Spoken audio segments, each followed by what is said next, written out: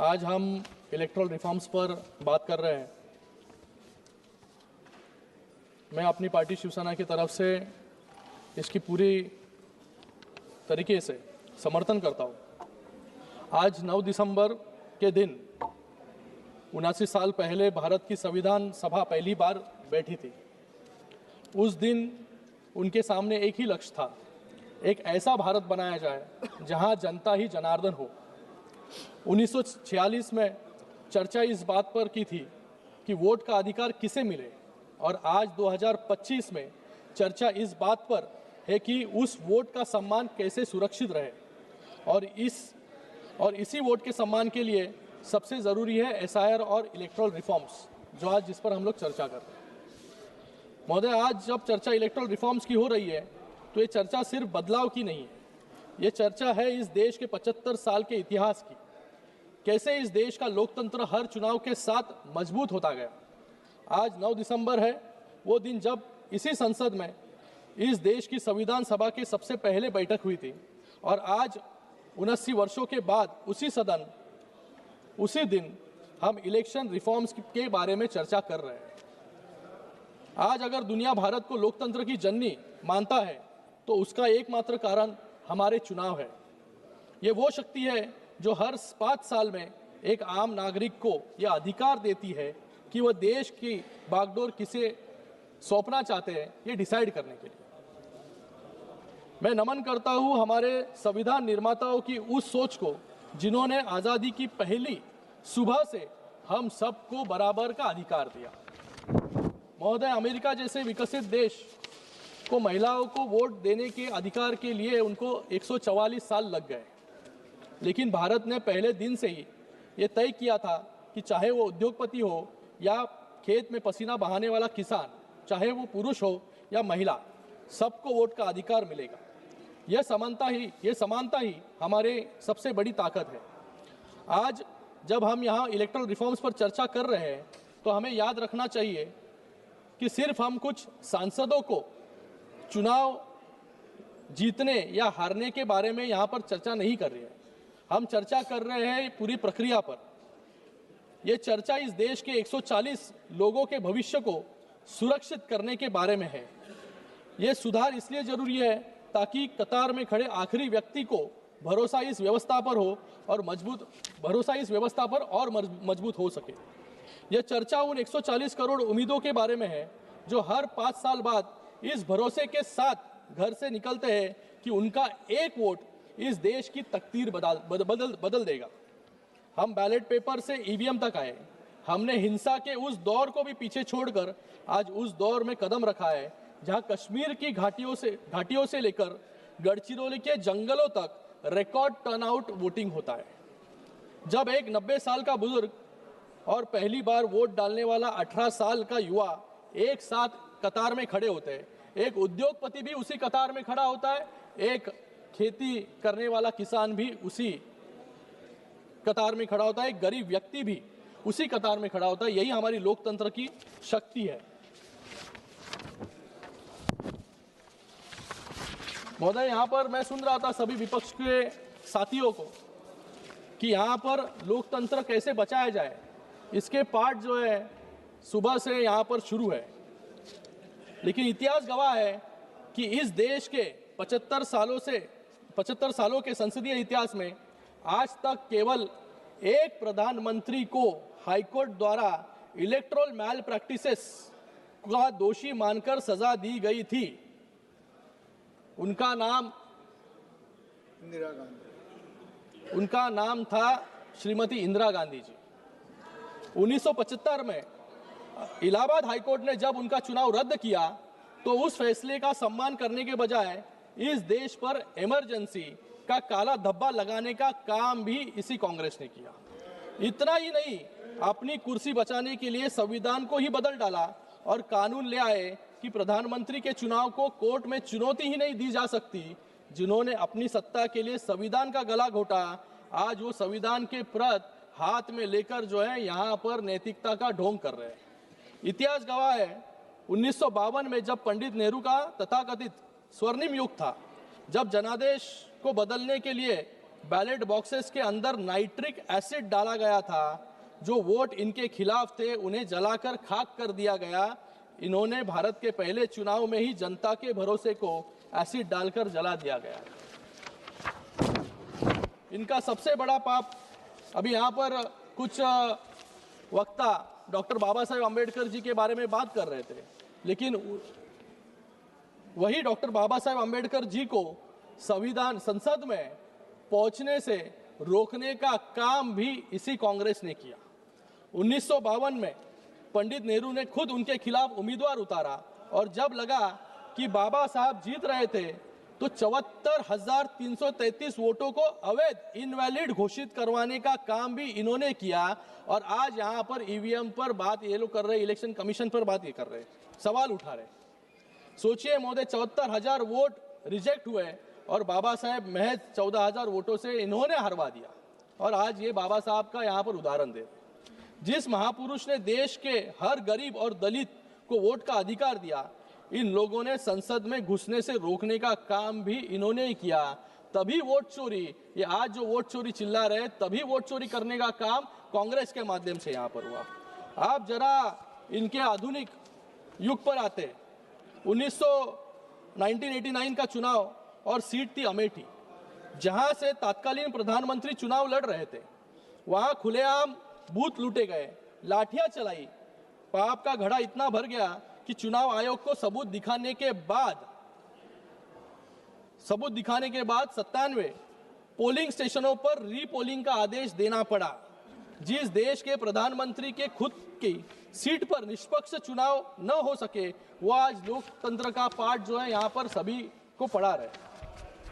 यहाँ पर मैं टीएन शेषन जी का भी उदाहरण देना चाहूंगा कि टीएन शेषन जी जो एक निष्पक्ष अधिकारी थे, उनको रातों रात कानून बदलकर उनके पर जो है काटने का काम भी इन्होंने किया। आज मैं यहाँ पर यूबीटी वालों को भी सुन रहा था, कल भी उनको मैं सुन रहा था, लेकिन बाला साहब ठाकरे के जी के बारे में वो अभी भूल गए बात करने के लिए। लेकिन मैं यहाँ पर याद दिलाना चाहूंगा कि जिस इलेक्शन कमिश्नर ने एमएस गिल ने हिंदू हृदय सम्राट बाला साहब ठाकरे जी का वोट का अधिकार छीन लिया गया था, आज उसी कांग्रेस के साथ आज उसी कांग्रेस के साथ इनको बैठना पड़ रहा है।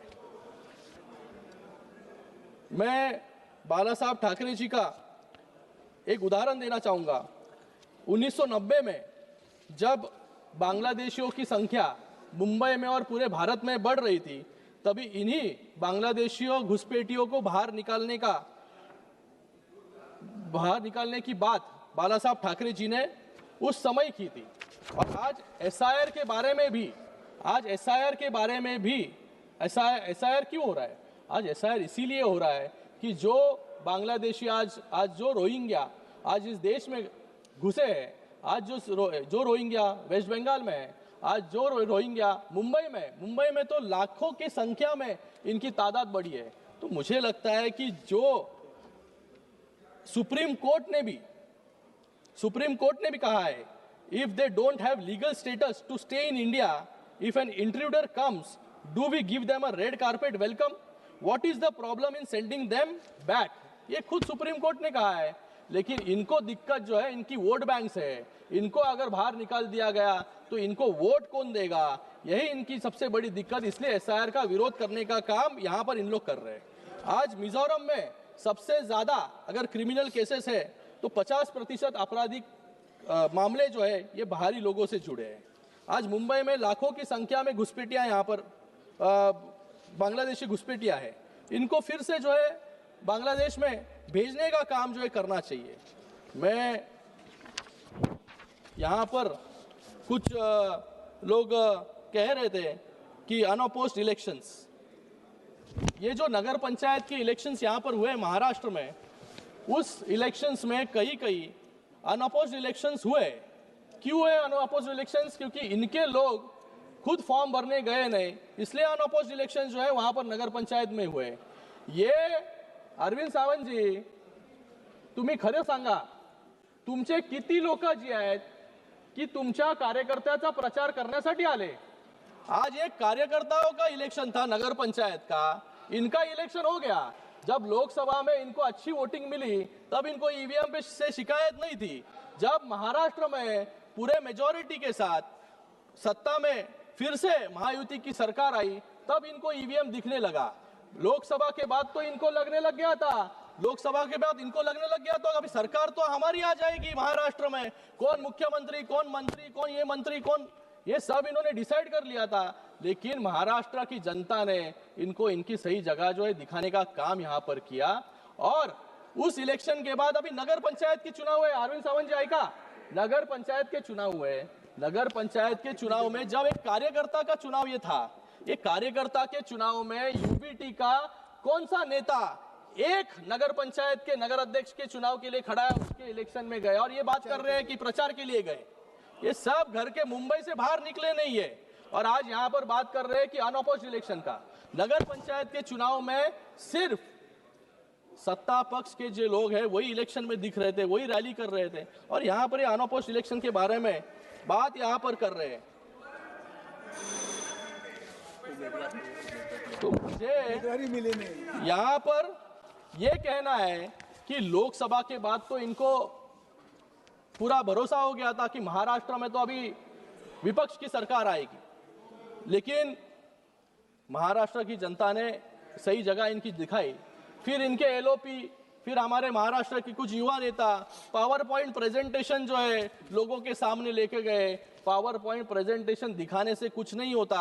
आप अगर उतना रिसर्च खुद की हार में अगर क्यों हारे इसके बारे में करते तो आपको जो है जवाब मिल जाता है यहाँ पर। तो जवाब देने का काम जो है सरकार, जनता ने यहाँ पर किया है। तो मुझे यहाँ पर किसी पे ज्यादा टीका टिप्पणी करनी नहीं है, लेकिन इनको, इनके नेताओं को, इनको खुद को भी समझना होगा कि जब स्थानीय चुनाव है या और कोई चुनाव है, वहां पर नेताओं को जो है कार्यकर्ताओं के पीछे खड़ा रहने का काम, तभी तो जाके चुनाव जीतेंगे। इनके नेता तो जब चुनाव होते हैं तभी बाहर चले जाते हैं, ये चुनाव कैसे जीतेंगे। और चुनाव हारने के बाद ईवीएम पर दोष लगाने का काम, इलेक्शन कमीशन पर दोष लगाने का काम यहाँ पर कर रहे हैं। मैं यहाँ पर कुछ सुझाव जो है रखना चाहूंगा।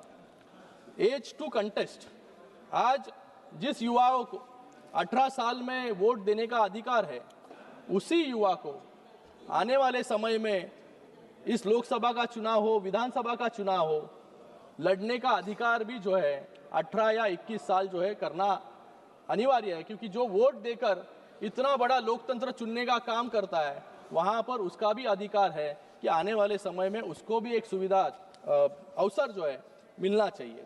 वन नेशन वन इलेक्शन पे हम लोग यहाँ पर बात कर रहे हैं कि आए हर साल, मतलब 5 साल में इतने इलेक्शंस हो जाते हैं कि लोकसभा हुआ, फिर विधानसभा खत्म कराओ, विधानसभा, फिर नगर पंचायत, फिर महानगर पालिका, फिर जिला परिषद, ऐसे हमेशा जो है पूरे 5 साल इलेक्शन ही चलता रहता है। वन नेशन वन इलेक्शन पर सरकार काम कर रही है। मैं सरकार का भी धन्यवाद अदा करता हूँ कि जल्द से जल्द ये रिफॉर्म लेकर आए, जिससे एक ही बार सभी इलेक्शंस जो है यहाँ पर हो।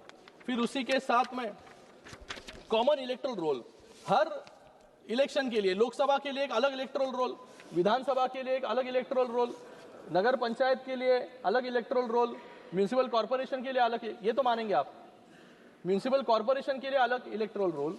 मुझे लगता है एक कॉमन इलेक्टोरल रोल सबके लिए, सभी इलेक्शंस के लिए होना बहुत जरूरी है। अभी हमारा महाराष्ट्र का चुनाव चल रहा है, उसके अंदर कई दिक्कतें, कई टेक्निकल डिफिकल्टीज जो है आई है। जब इलेक्टोरल रोल जो है वो सेपरेट किया जाता है, तभी कई नाम जो है, यहाँ अभी टेक्नोलॉजी भी आ गई है इसलिए हमें पता चलता है। पहले जो है हमें फिजिकली ढूंढना पड़ता था, लेकिन इस पर भी आने वाले समय में धीरे धीरे जो है क्या हम लोग बदलाव कर सकते हैं, ये सिस्टम को और कैसे स्ट्रेंथन कर सकते हैं, जिससे एक ही इलेक्टोरल रोल सभी इलेक्शंस के लिए हो। फिर उसी के साथ में सर, मैडम, रिमोट वोटिंग का अधिकार, जो प्रवासी मजदूर है, जो प्रवासी मजदूर अपना वोटिंग का अधिकार, मतलब उनको वोट देने में दिक्कत होती है, उनके लिए एक रिमोट वोटिंग सिस्टम की व्यवस्था भी यहाँ पर करनी बहुत ज़रूरी है। और इसी के साथ में मैं आज इस इलेक्टोरल रिफॉर्म पर चर्चा करने का आपने मुझे मौका दिया। मैं सरकार का बहुत बहुत धन्यवाद यहाँ पर करता हूँ कि आज एक बड़ा रिफॉर्म जो है ये भारत देखने जा रहा है आने वाले समय में, और हमारा लोकतंत्र इससे मजबूत होगा।